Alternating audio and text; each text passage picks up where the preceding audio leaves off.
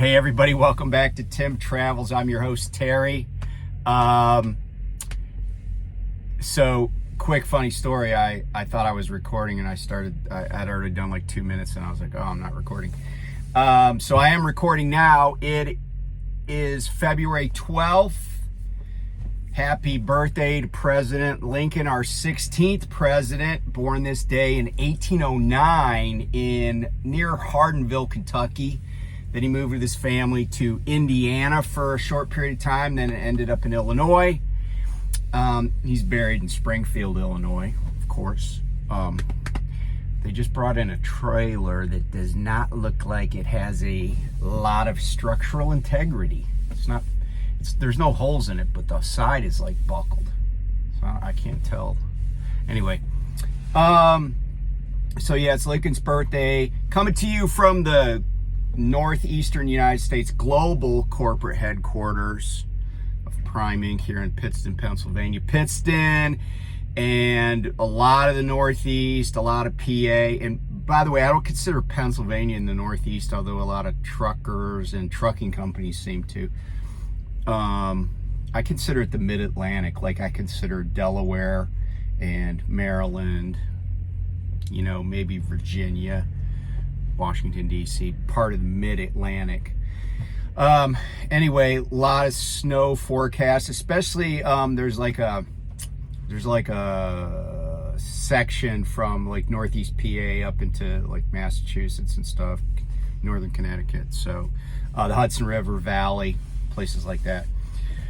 And this is the snow that's actually coming that fell in like Plainview, Texas, Amarillo, Oklahoma City, Springfield had some snow. So yeah, this is like that whole system that's coming up here. So they're forecasting like, you know, 6 to 8 inches in a lot of the places, maybe as much as a foot in like higher elevations in New England, like southern Vermont. So let's talk a little Black history, because it's Black History Month, and I'm trying to catch up, but you know, when you have a student on the truck, it takes a little bit more of your time. So we delivered our load in, we had a 2-stopper.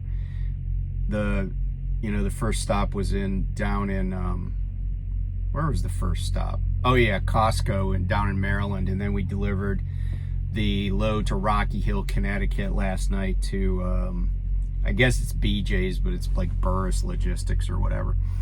And we got a pre-plan to pick up a load in Hazleton, PA that delivers tomorrow morning over in Bethlehem. But I asked for, you know, if I could either deliver it early or deliver it late, because the Commonwealth of Pennsylvania is putting in road restrictions starting at 0300 in the morning, and that's going to cover a lot of the major interstates. And on some of them, they're tier 4 restrictions, which means that basically you're not going to be able to operate any commercial vehicle under any circumstances. And that would include I-81 all the way from where it splits off with I-78 north to the New York state line. And which is where, you know, that's the part that goes through Pittston. The other restriction that's of major interest to me, although there are restrictions on I-80 similar, there's several tier 4 restrictions, which means no trucks. And, you know, so if you go out there, you're probably going to meet some Pennsylvania state trooper, because it's pretty easy to know if they got the tier 4 restrictions in place that you're doing something that you should be stopped for. So please, you know, don't even try it. Just avoid a ticket, or worse, an accident. And then there's some tier 2 restrictions on a lot of roads, including I-78, which is near goes near Bethlehem. That some of those restrictions, a tier 2 means that empty commercial vehicles are prohibited, but all commercial vehicles have to have chains and be able to use them. So, you know, a lot of times we don't think about chains on the East Coast, but in Pennsylvania at least, they can require and do require you to carry chains and be able to use them if needed. So I either want to deliver early and try to get out of Dodge and get south towards, you know, Wilmington, well, even farther south than Wilmington, like at least towards Baltimore, because I'm trying to go home anyway. I want to be home on Wednesday.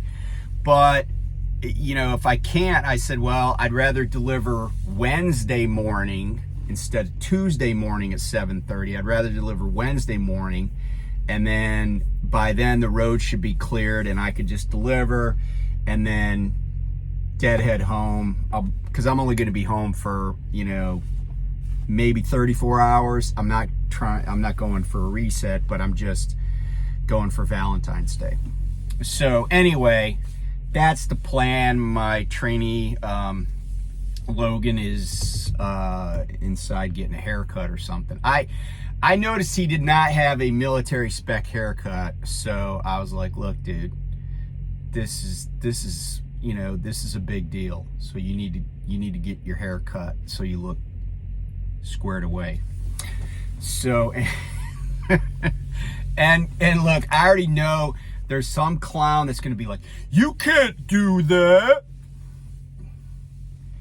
If you haven't watched my channel much, you might not realize that I often joke about things, but my jokes have a way of revealing who is like not very perceptive sometimes. Like I told a story a while ago about, and I don't even know if I mentioned this, but I told a story about how reefer drivers were getting beat up by flatbed and tanker drivers over the Christmas bonus program. And I said I was in Manuka, and there were some tanker and flatbed drivers that surrounded a reefer guy and roughed him up. So I was like, I ran back to my truck, and some dude was like, I can't believe you wouldn't step in and help him. You know, that for a deadly assault, blah, blah. I was like, dude, are you serious? Now, maybe he was pranking me, but I don't think so. I don't think he was. Yeah, so if a reefer driver's getting beat up, I will step in. But not a tanker or flatbed driver. I wouldn't step in for them. I mean, unless I like them. So let's talk about a little Black history. It's 12th day of Black History Month, 12th day of February. So I wanted to tell you, I talked about Crispus Attucks, but I wanted to tell you about some more like patriot, I guess you'd call them, African Americans, people that, you know, stepped up. Now there's an interesting twist to all this, right? Because what happened was there were slaves in a lot of places, including the North, during the colonial period. But the vast majority of slavery was in the South, where it was up until, you know, the end of the Civil War. So the colonial governor of Virginia was a guy named Lord Dunmore. And by the way, if you ever go to Colonial Williamsburg, you can see his like house, the governor's mansion. You could tour it. The one that's there is not the original, but it is a reasonable facsimile, and I strongly recommend it. It's kind of cool. And if you've never been to Williamsburg, you should go and take the full-blown where you get to go in all the buildings and stuff. It's worth it. It really is. It's a great historic site. And Williamsburg, there's other stuff to do. Like you can go to a water park, go to Busch Gardens. So anyway, Lord Dunmore issues a proclamation, and he basically says that, hey, if you're a black person here and you're loyal to the crown and you fight for the British, when we win this war, we will give you your freedom.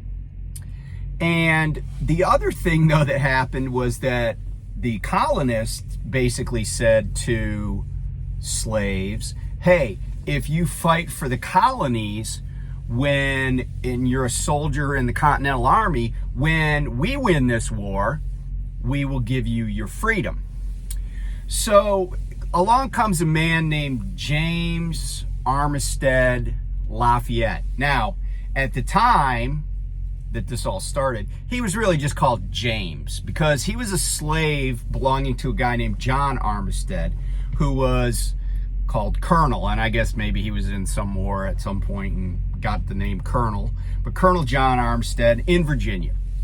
And the Colonel had basically gifted James to his son William as a birthday present when William was, I think, turning 18. And because James was going to be like the aide de camp, except a slave, to William, they had ensured that James was literate. So he had received instruction in reading and writing and things he would need, skills he would need to possess to assist his master, William. So as the war progressed, the British kind of adopted a southern strategy after some defeats in the north, like at Saratoga and stuff. So they capture Savannah, and then they're also, in the Carolinas, in Virginia and stuff like that. So it turns out that none other than Benedict Arnold, who had basically given his allegiance to the British, had turned coat on the Americans or on the colonists. He's commanding a force in Portsmouth, Virginia, and of British troops, right? Because now he's a British officer, even though he started out as an American officer. And there was a need for people that were familiar with the local area. Well, it just so happened that James, because of being a slave but having more responsibilities than an ordinary slave that you might find in just in agriculture on a plantation, James went to Arnold, or at least to his assistants, and said, "Hey, I really want my freedom. Sorry, my eye is itching. I really want my freedom, so I want to help you." So Arnold's like, "Yeah, we're down. We need some help." And, so James would often show them around the area and tell them what roads went where. But he was also, and Benedict Arnold, because he was kind of like a sketchy guy, kind of a backstabber, right? He's like, "Hey," he looked around like this so no one would hear him. He's like, "Hey, James, I would also like you to spy on the Americans for me." So James is like, "Okay, man, I'm down. I'm DTS, down to spy." So James becomes a double agent, but he's loyal to the colonists. So he would share information with the Americans, and in particular George Washington's command, and he would feed misinformation, or really disinformation, to the British. And he provided a lot of assistance. Well, then Arnold's troops eventually left where they were, but during the siege of Yorktown by Lord Cornwallis's troops, he gathered important information. But the other thing was, and this is very important, because you remember I mentioned at the beginning his name was James Armistead Lafayette. He was attached to a unit that the Marquis de Lafayette, who, by the way, the Marquis de Lafayette was a royal title. That was not his actual name. But he was attached to Lafayette's staff as one of their spies, and provided valuable information. And, he became indispensable to Lafayette and to the colonial war effort. So fast forward a little bit, and there were a number of, so the war ends, 1781, Cornwallis surrenders on behalf of the British. But going back earlier in the war, I mentioned Crispus Attucks, of course, and he was killed in the Boston Massacre. But there were several African Americans who fought for the colonies and were at major actions. They weren't just on the periphery, because they weren't seen as peripheral. They were citizens. They were people that lived in these places. So for example, there was a man by the name of Prince Estabrook, who was one of the 77 colonists, the 77 militiamen on Lexington Green when the shot heard round the world was fired. He was actually wounded by British, and there were about, like, the militiamen were outnumbered significantly, like more than 10-1.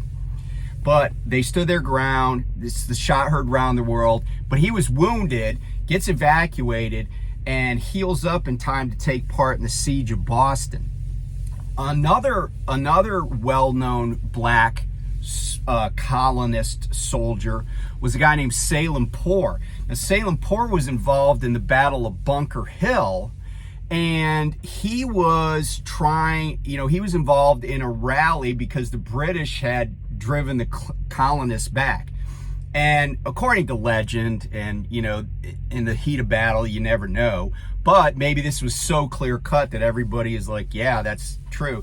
The British lieutenant colonel, a guy by the name of Abercrombie, was leading the British counterattack, and it's reported that he was felled by a bullet from Salem Poor's musket. But here's the difference between, like, Prince Estabrook and Salem Poor on the one hand, and James Armistead Lafayette on the other.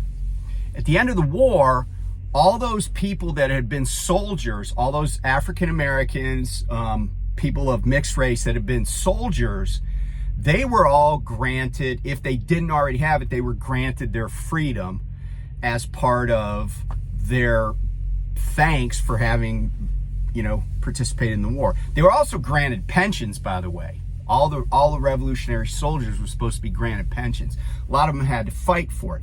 But what happened with James was, they were like, well, you weren't a soldier. You were just this double agent. And so William Armistead was just like, yeah, you're still kind of my slave. But what happened was that Lafayette found out about it. And Lafayette's like, hey, wait a cotton picking minute. Actually, he didn't probably say that, because that's, he wouldn't have said that. He was like, wait a minute. This guy was super valuable, and Lafayette writes on James's behalf to the governor of Virginia.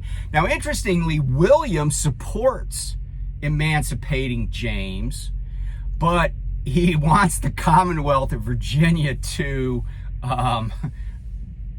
compensate him. So it's like, he was like, yeah, you can free my slave, but oh yeah, you got to pay me.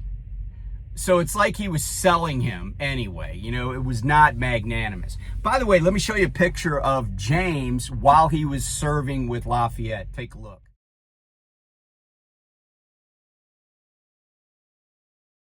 So anyway, James eventually is granted an emancipation by the governor of Virginia, and it takes until like 1819 for him to get his pension benefits, but he eventually does. So anyway, those are like three guys from the colonial period I thought you might want to hear about. I want to tell you about one other African American guy, and this guy is still alive today. He was born in 1955. So his name, and I got to check yeah. So this guy's name is Lanny Smoot. And I'll just put a picture up of Lanny Smoot, and then I'll tell you about him. So I don't even know where I came across this, but Lanny Smoot he works for Disney, and he's in what they call the Imagineering department. And Lanny Smoot is an inventor, and he has invented some crazy, interesting things. But one of the things he invented was, like, actual lightsabers for Disney's, I guess you call them attractions, Star Wars attractions at their theme parks. But one of the other cool things that he has invented, and this is crazy, like I would never even think of this, right? But he has invented these called hollow tiles or holotiles that are based on an idea that he got from Star Trek. By the way, this man Lanny, he has 100, I think it's 106 or 109 patents in his name. He's invented like a lot of really cool stuff. But so he invented these holotiles that are based on the holodeck idea from Star Trek, where you could just be like, oh, I'm gonna go and I'm gonna visit a stream running through a mountain landscape, and you just go into the holodeck and you're transported there, like virtual reality, right? So what Lanny realized is that one of the limitations of virtual reality, like when you put the goggles on, is that you could be doing some really cool VR thing, but then, as he put it, you run into your bedpost or you run into a wall. So the idea of these holotiles is that they would actually move micro tiny-ish to keep a person in the center of the holotile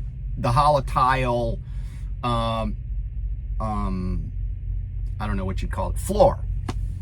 And I was like, whoa, that is really cool. Like you could run, like you could be being chased by a pterodactyl and be sprinting your butt off and not run into a wall, not hit anything with these tiles, because they shift, they'll be able to shift so quickly that you won't actually close the distance on a wall or an object, and it will be true virtual reality. So that's so far above what like my level of thinking, but this guy is super smart. He grew up in a poor household, but he ended up being a Bell Labs scholar at Columbia University, and then he worked for Bell Labs for many years.